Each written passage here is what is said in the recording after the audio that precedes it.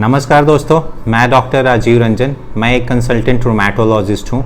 तो आज मैं आप लोग को बताऊंगा एक्सरसाइज और फिजिकल एक्टिविटी के बारे में। क्या गठिया मरीज को एक्सरसाइज करना ज़रूरी है? गठिया कहने का मतलब मेरा तात्पर्य है इन्फ्लामेटरी अर्थराइटिस से। मैं आज बात करूंगा इन्फ्लामेटरी अर्थराइटिस की, जहां इन्फ्लामेशन जॉइंट में होता है और जॉइंट धीरे धीरे डैमेज होता है। तो क्या ऐसे मरीजों को एक्सरसाइज और फिजिकल एक्टिविटी ज़रूरी है?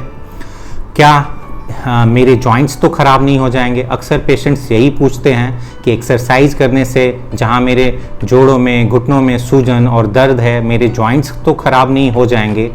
अगर एक्सरसाइज कर सकते हैं तो क्या करें, कितना करें, कौन सा एक्सरसाइज सही होता है, तो इसके बारे में सब हम जानेंगे।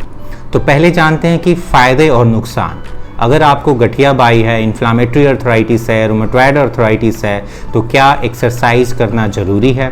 अगर आप नहीं करेंगे तो क्या होगा, करेंगे तो क्या होगा? तो सबसे पहले जानते हैं कि नहीं करने पे क्या होगा। अगर अर्थराइटिस मरीज एक्सरसाइज नहीं करते हैं तो धीरे धीरे उनके जो जॉइंट में इन्फ्लामेशन होता है उससे जॉइंट में कॉन्ट्रैक्चर आने लगता है, जॉइंट स्टिफ हो जाता है और मसल्स जो कि जॉइंट के अराउंड होती है वो धीरे धीरे एट्रोफी और वीक हो जाती है। तो अगर हम गठिया का इलाज कर भी दें तो उसके बाद कि ये वीकनेस और ये एट्रोफी, ये कॉन्ट्रैक्चर पेशेंट्स को परसिस्ट करता है और पेन करता है। सो ज़रूरी है कि गठिया का एक्सरसाइज करें और करने के कारण इन चीज़ों से बचा जा सकता है। फ़ायदे क्या हैं? What is the benefit of exercise, पहले ये जानते हैं। तो क्या होता है, इससे आपकी डिजीज़ एक्टिविटी देखा गया है जो अर्थराइटिस का है वो भी कम होता है। धीरे धीरे शुरुआत में पेन होगा एक्सरसाइज से, बट धीरे धीरे आपका पेन भी कम होने लगता है। फटीग, टायर्डनेस जो होता है इन एक्सरसाइज करने से ये कम होता है। इवन साइकोसोशल, आप जब एक्सरसाइज करते हैं तो धीरे धीरे आप मेंटली स्ट्रांग होते हैं, आपका ब्रेन भी एक्टिव रहता है और उसके साथ डिप्रेशन से भी फाइट करने में ये बहुत हेल्पफुल है। तो ये सारे बेनिफिट्स हैं। सो गठिया के मरीजों को एक्सरसाइज ज़रूर करना चाहिए। इनफैक्ट हर इंसान को थोड़ा थोड़ा एक्सरसाइज हर दिन करना चाहिए और अपने लिए एक्सरसाइज के लिए टाइम निकालना चाहिए। तो पहले बात करते हैं कि 3 तरह के मरीज होते हैं अर्थराइटिस के, रूमेटॉइड अर्थराइटिस स्पेशली, जो कि इन्फ्लामेटरी अर्थराइटिस हम बोलते हैं। तो 3 तरह के रूमेटॉइड अर्थराइटिस पेशेंट्स जो हम यूजुअली देखते हैं। एक होता है जिनमें सीवियर पेन होता है, जॉइंट में मल्टीपल जॉइंट्स में इन्फ्लामेशन चलता है। सो वैसे मरीजों को हम जनरली बोलते हैं कि पैसिव एक्सरसाइज करना, मतलब जितना तक आप मूवमेंट अपने जॉइंट्स का कर सकते हैं, जैसे रिस्ट का अगर अपन इतना मूवमेंट कर सकते हैं तो इतना करें, नीचे जितना झुका सकते हैं उतना करें, धीरे धीरे हाथ को, जॉइंट को पकड़ के इसको मूवमेंट करना है। तो ऐसे ही हर जॉइंट को आपको पकड़ के रेंज ऑफ मोशन बढ़ाना होता है। जो मॉडरेट डिजीज एक्टिविटी होते हैं उनको बोलते हैं कि उनको आइसोमेट्रिक एक्सरसाइजेस करना चाहिए। आइसोमेट्रिक एक्सरसाइजेस करने का मतलब कि आपके मसल का जो एक्सरसाइज है एक पर्टिकुलर रेंज ऑफ मूवमेंट करना है, फिर फ्लेक्स करना है, एक्सटेंड करना है।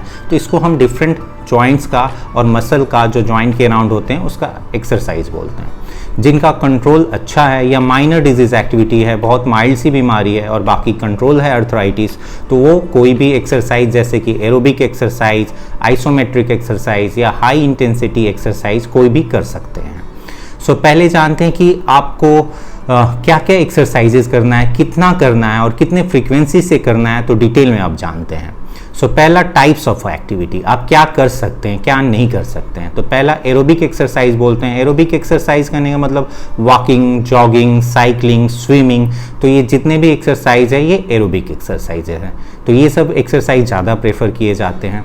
मसल स्ट्रेंथनिंग एक्सरसाइज, जिसमें मसल की मूवमेंट हो, एक पर्टिकुलर रेंज में रेजिस्टेंस एक्सरसाइजेज हों, तो वो भी आप कर सकते हैं। जनरली हम बोलते हैं कि एटलीस्ट 150 मिनट्स पर वीक आपको ये एक्सरसाइजेस करने चाहिए। कितनी बार करना चाहिए? एटलीस्ट बोलते हैं कि 3 times to 5 times in a week ज़रूरी है। आप 1-2 दिन रेस्ट भी कर सकते हैं, लेकिन एटलीस्ट 3 से 5 दिन पर वीक करना चाहिए। कितने देर के लिए करना चाहिए, ड्यूरेशन?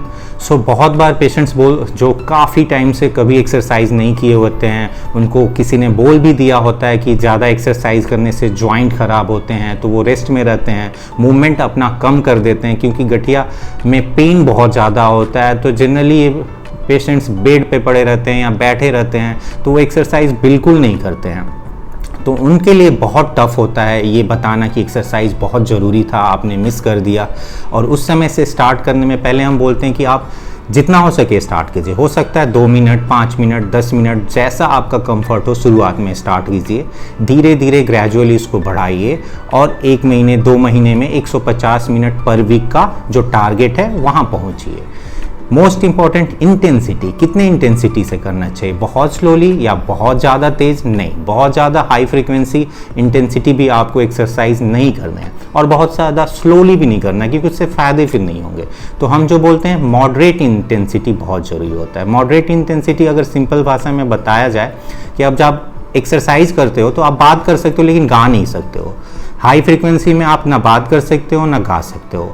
नॉर्मली जो लो फ्रीक्वेंसी सिंपल, अगर हम एकदम सुस्त होकर जो चल रहे हैं उसमें हम बात भी कर लेते हैं और गा भी सकते हैं, तो वो चीज़ें नहीं करनी है, थोड़ी सी मॉडरेट फ्रीक्वेंसी होनी चाहिए। एक फंडा हम जो बताते हैं बोलते हैं सिटलेस फंडा, मतलब कि अर्थराइटिस, जो इन्फ्लामेटरी अर्थराइटिस के पेशेंट्स होते हैं उनको वो बैठना कम चाहिए। जनरली वो अगर 24 घंटा में देखें एक एवरेज इंसान 12 से 14 घंटे बैठा रहता है और ये सब बीमारियों का जड़ होता है। अर्थराइटिस में और ज़रूरी है कि आप ज़्यादा चलते रहें, बैठे कम, घर का कुछ ना कुछ काम करते रहें, ज़्यादा देर बैठे ना।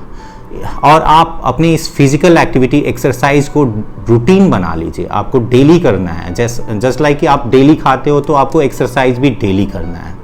और इसके लिए बहुत ज़रूरी होता है सपोर्ट और मोटिवेशन की।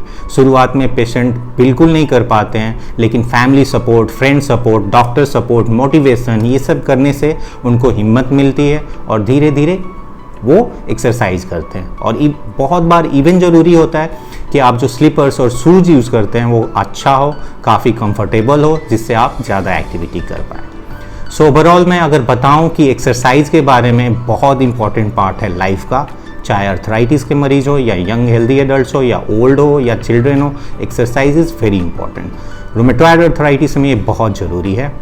हमें ज़रूरी है कि हम अपने पेशेंट्स को, अपने फैमिली मेम्बर्स को, अपने फ्रेंड्स को, जो भी इन बीमारियों से सफ़र कर रहे हैं उनको मोटिवेट करें और उनको एक्सरसाइज के बारे में बताएं। शुक्रिया दोस्तों, अगर ये आपको वीडियो पसंद आया हो तो कृपया इस वीडियो को लाइक कर दीजिए, इस मेडग्राम चैनल को सब्सक्राइब कर दीजिए। इस चैनल पे मैं अर्थराइटिस और ऑटोइम्यून बीमारियों के बारे में बताता हूँ।